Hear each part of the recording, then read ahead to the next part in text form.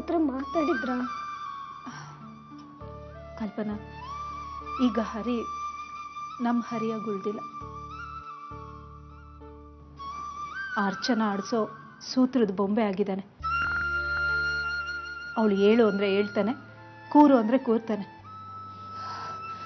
ಅವನಿಷ್ಟು ಬದಲಾಗ್ತಾನೆ ಅಂತ ನಾನು ಅಂದ್ಕೊಂಡಿರಲಿಲ್ಲ. ಅವನಿಗೆ ಬುದ್ಧಿ ಬರಬಾರ್ದಾಗಿತ್ತು ಕಲ್ಪನಾ.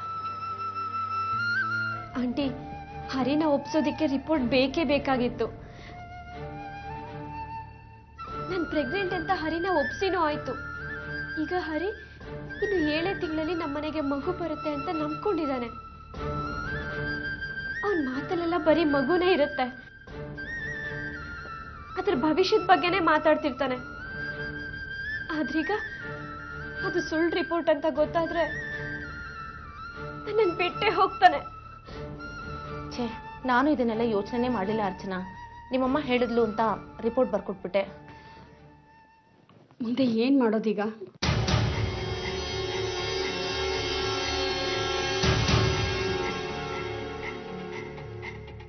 ರುಕ್ಮಿಣಿ, ಹರಿ ಮೊದಲಿನ ಥರ ಇಲ್ಲ. ಅರ್ಚನನ ಪೂರ್ತಿ ನಂಬ್ಕೊಂಡ್ಬಿಟ್ಟಿದ್ದಾನೆ. ಅವಳು ಏನೇ ಹೇಳಿದ್ರು ಅದೇ ವೇದವಾಕ್ಯ ಅಂತ ಪಾಲಿಸ್ತಾನೆ. ಅವನಿಗೀಗ ಅವಳೇ ಸರ್ವಸ್ವ. ಆದ್ರೆ ನಾನು ಅವನ ಹೆತ್ತ ತಾಯಿರಿ. 9 ತಿಂಗಳು ಹೊತ್ತಿದ್ದೀನಿ, ಹೆತ್ತ ಸಾಕಿದ್ದೀನಿ. ಆದ್ರೀಗ ಅದವ್ರ ಮನಸ್ಸಿಗೆ ನಾಟಲ್ಲ.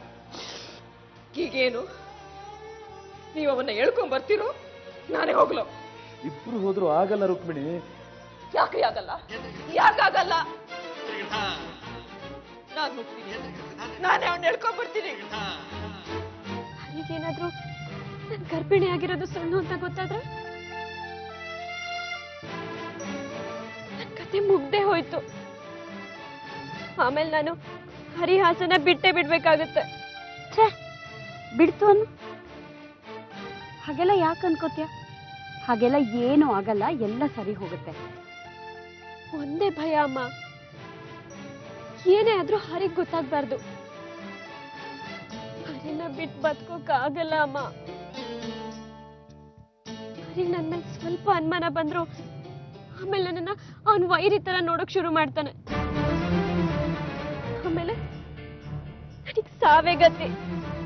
ಈ ರೀತಿ ಕೆಟ್ಟ ಯೋಚನೆ ಮಾಡೋದನ್ನ ಬಿಟ್ಬಿಡು ಅರ್ಚನಾ. ನನಗಂತೂ ಯಾವುದೇ ರೀತಿ ತೊಂದರೆ ಆಗಲ್ಲ, ಎಲ್ಲ ನಿರಾಳವಾಗಿ ನಡೆದು ಹೋಗುತ್ತೆ ಅಂತ ನಂಬಿಕೆ ಇದೆ. ದೀಪ ಒಳ್ಳೆ ದಾರಿ ತೋರಿಸಿದ್ರಲ್ವಾ, ಹಾಗೆ ನಡ್ಕೊಳ್ಬೇಕು, ಬೇರೆ ಯಾವುದೂ ಅಲ್ಲ. ಏನು ಯೋಚನೆ ಮಾಡಬೇಡ. ನೋಡ್ರಿ, ನಿನ್ನ ನಿಜವಾದ ಹೆಂಡತಿ ಕಲ್ಪನಾ. ನೀನ್ ಮೊದಲು ತಾಳಿ ಕಟ್ಟಿದ್ದು ಕಲ್ಪನಾಗೆ. ಹಾಗಾದ್ರೆ ದೇವರ ಮುಂದೆ ಅರ್ಚನಾ ಕೈಲಿ ನನ್ನ ಹತ್ರ ಯಾಕೆ ತಾಳಿ ಕಟ್ಟಿದೆ? ಹೇಳಮ್ಮ, ತಾಳಿ ಕಟ್ಬೇಕಾದ್ರೆ ನೀನಿದೆಯಲ್ಲ, ಹೇಳಪ್ಪ. ನಾನು ಸರಿ ಇಲ್ದಿದ್ದವನು ಅಂತ ನನ್ನ ಈ ಸ್ಥಿತಿಗೆ ತಳ್ಳೋದ? ಅರ್ಚನಾ ಹೊಟ್ಟೆಲಿ ನನ್ನ ಮಗು, ನಿಮ್ಮ ಮೊಮ್ಮಗು ಬೆಳೀತಾ ಇದೆ, ಅದನ್ನ ಬಿಟ್ವಾ ಅಂತೀಯ?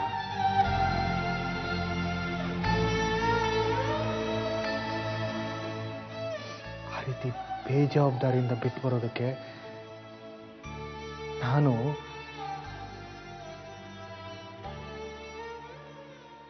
ಈ ಧರ್ಮಯ್ಯನಷ್ಟು ದೊಡ್ಡ ಮನುಷ್ಯ ಅಲ್ಲಮ್ಮ. ನಾನು ಕಲ್ಪನಾ ಅನ್ಬಿಟ್ರೆ ಅವಳೊಬ್ಳಿಗೆ ಮಾಡಿದ ಅನ್ಯಾಯ. ಅರ್ಚನಾ ಅನ್ಬಿಟ್ರೆ ಇಬ್ಬಿಬ್ರಿಗೆ ಮಾಡಿ ದ್ರೋಹ ಅಲ್ವಾ? ದೇವ್ರ ಮುಂದೆ ಮುಖ ಮಾಡ್ಕೊಂಡು ನಿಂತ್ಕೊಂಡಿದ್ಯಪ್ಪ. ಹೇಳು,